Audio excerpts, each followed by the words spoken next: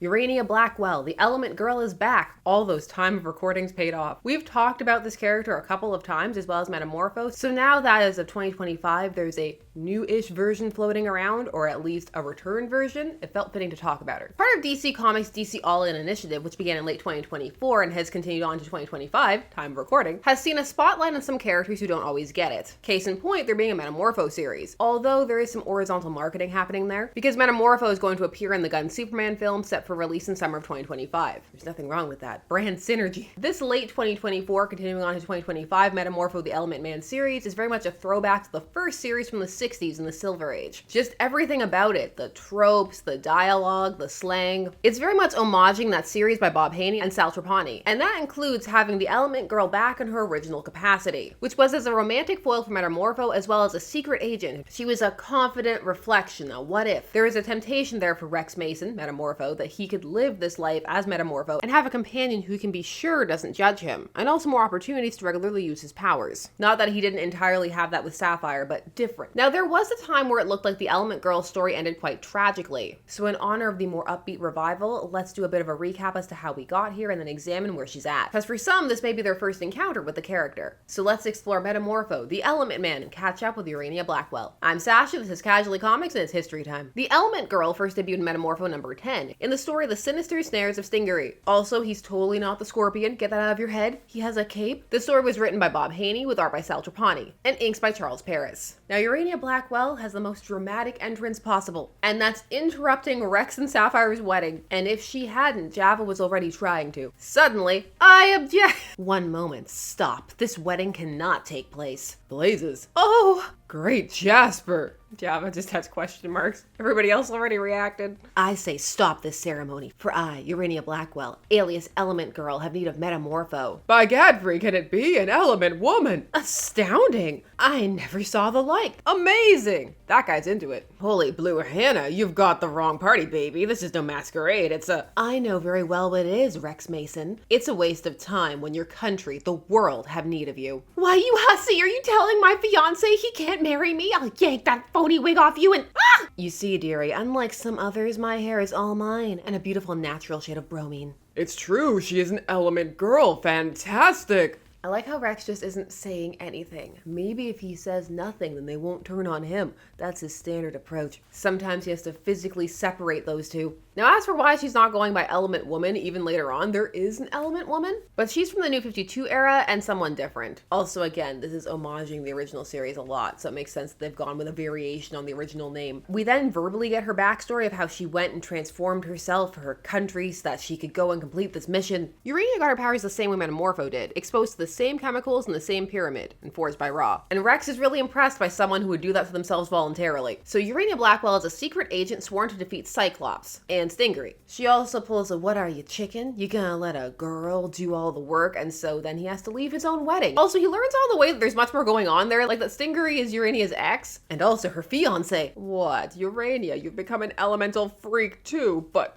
why did you destroy the beauty I once loved? To destroy you, you criminal monster, and just watch what a female freak can do. Now, she sacrifices herself at the end of this issue, but she's very quickly brought back, well, relatively quickly, by Simon Stagg. There is a bit of a write-in if you like her type of element, so they left it open that if enough people wrote in and didn't, then they could leave her off, but if people did, then they can bring her back. They were hedging. Sorry, Saf, baby, but first I've got a debt to pay to Urania here. As Element Girl, she was a whole army helping me de-sting Stingery. Without her, there wouldn't be enough of me left to fill a test tube. So I owe her a chance to come back to life after Stingery put the bite on her. You gotta save her, Stags. You just gotta. Oh, Rex, how could you do this to me? How could you spurn me, a flesh and blood, warm, loving, giving girl, for the cold embrace of that chemical witch? Sapphire, isn't he a chemical man? What are you saying? Mason, maybe you flipped your molecules. You really love Saf, but admit it. This atomic doll has somehow gotten under your elemental skin. The letters are very fun about this, as one can imagine. I'll read just a few, a sampling. People wrote in about a decent amount. Dear Editor, I like the Element Girl very much and hope Simon Stagg can revive her. Dear Editor, Element Girl should be kept alive. Sapphire is not good enough. Element Girl is better.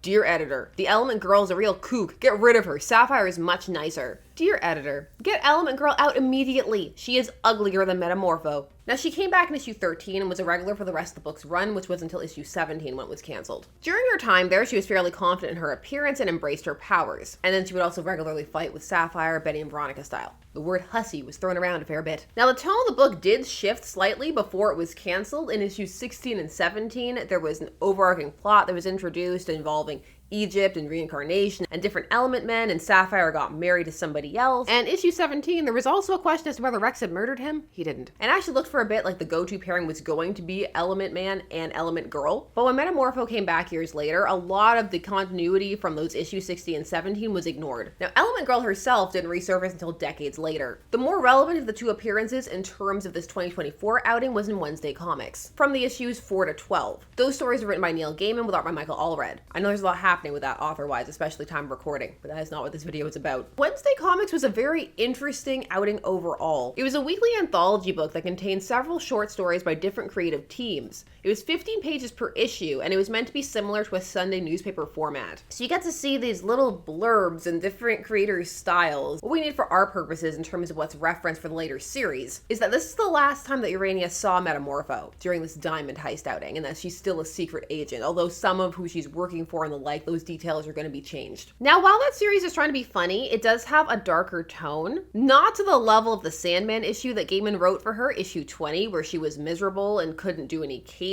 and ended up committing suicide with the help of death because she was begging to, but she couldn't do it. But the Wednesday Comics also isn't the lighter-hearted fare of the Silver Age, which is much more closely approximated by the 2024 DC All-In series. It does come very close to capturing that. There's a clear love for the original 60s series throughout, and an embracing of what it was. Time for recording, 2 issues have been released. Urania comes back right in the first one. Issue 1 is written by Al Ewing, with art by Steve Lieber, and colors by Lee Lowridge. The opening page is the same setup as the classic issues. Teaser off to the side, with the names of all the characters running down the other, with quick-witted blurbs beneath them. And Urania Blackwell is right there among them. This time, Cyclops gets to have some periods in the title, making it more clearly an acronym. This issue also calls the readers Metamaniacs, like the old issues used to. What makes this a good ode to the original series, and also the Silver Age, is just how much it goes with everything. It just lets the events happen, even if they're a bit wacky. It really feels like it's embracing that fun element. And yet, it doesn't feel like it's trying too hard or outdated. It's walking a razor's edge. It's threading the needle, which is hard to do, especially when you're using such outdated slang. It's managing to make it feel stylistic and not overbearing, because we got things like groovy and fink. It is a balance that needs to be struck, because not everyone is going to come into this series having read the first series, although they are also reprinting it in DC's Finest collection and the like, so that could change. But overall, it needs to balance new fans who are just coming into Metamorpho for the first time and older ones, and also which type of older ones, because it's been a while since the series that's homaging. And it does a good job. There's an overarching element set up of a war between the sun gods, and there's even a Helio mention.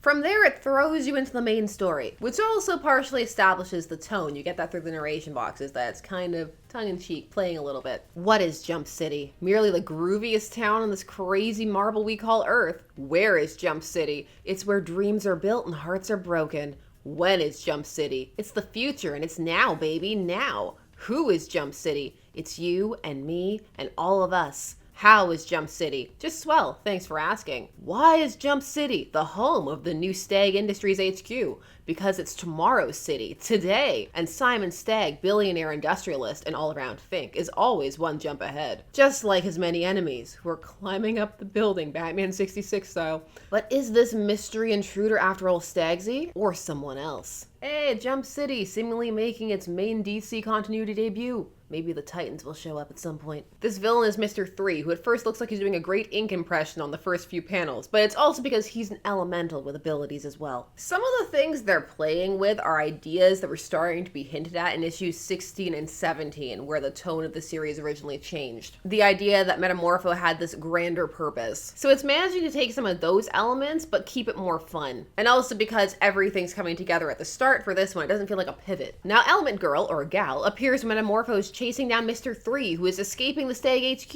Urania Blackwell, aka the ever-loving Element Gal, swinging agent of shade, which reformed apparently at some point, in as close as we get to flesh.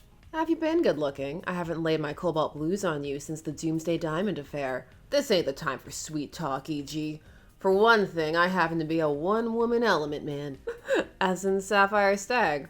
She might be a global star of the smart screen handsome, Yes, Sapphire Stag makes content now. It's an upgrade on her starlet persona. She's still a starlet, but now also of content. They have a plot about her having an android rival and trying to beat the algorithm in issue 2. Also, that Doomsday Diamond affair mentioned could really have used an editor's note. There's space for it too, just right there in the corner. But in general, there have been less editor's notes of late, time of recording. It's just not as common a practice. Now, as for Element Gal, she's back as the confident rival and potential love interest for Metamorpho. We both know you need more. You're a thrill chaser, just like me. You need danger, drama, globe-trotting adventure.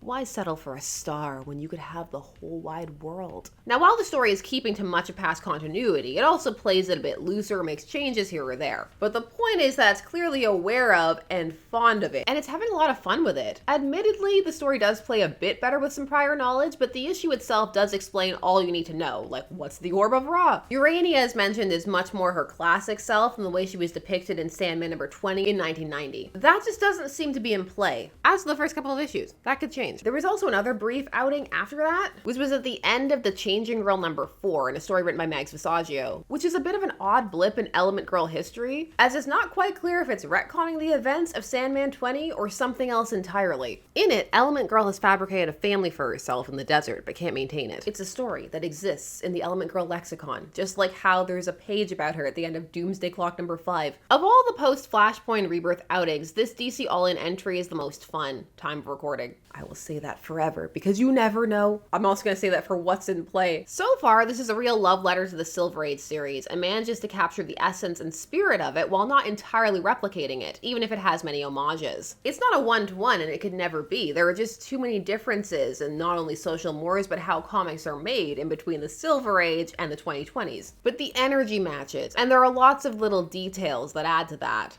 Them calling out the elements, the slang-filled banter, the similar cadence to the relationships. It's fun, although if one doesn't gel with the tone, it may feel hokey or out of date, or if one isn't familiar with the references that are being made. Admittedly, it's a fairly niche comic. Metamorpho is a less well-known character in general in terms of the mainstream non-comic audience, and even inside of it, it will vary how familiar people are with him in terms of his adventures in his own series. This is also a series that so far has a tone not everyone may get, although miles will vary with that. It has an upbeat espionage with slice of life comedy thing going on. And like the 60s series, it's very snappy in terms of how the characters banter with each other. Hopefully fans of the classic Metamorpho book find this one, because it's very much reaching out to them. It's an amusing and entertaining outing, and it's nice to see Urania again in this capacity. This one is also more in line with the classic series and her positioning in the group, to have her be that more fun, confident character, and it's a nice contrast with Rex, who's already struggling a bit more. So then you get to see a different version of what someone with those powers could be like. It also makes the much stronger love triangle that they have going on, because each of the women offers something very different. For some, this may be their first encounter with the character, and I just want to hear all of your thoughts. What do you think? Are you coming back to Metamorpho? Are you familiar with Element Girl? Are you new to the series entirely? How are you enjoying it or not enjoying it? Was it a fun throwback? Was it too old school? Did you find it corny? Whatever you're thinking, I want to hear it. Please share your thoughts down below. And while you're down there, please do all YouTube things like share, comment, subscribe, hit the bell notification so that you never miss a vid. Thanks so much for taking Saturday to spend discussing comics with me. I always appreciate it, and I will see you again soon. Bye-bye.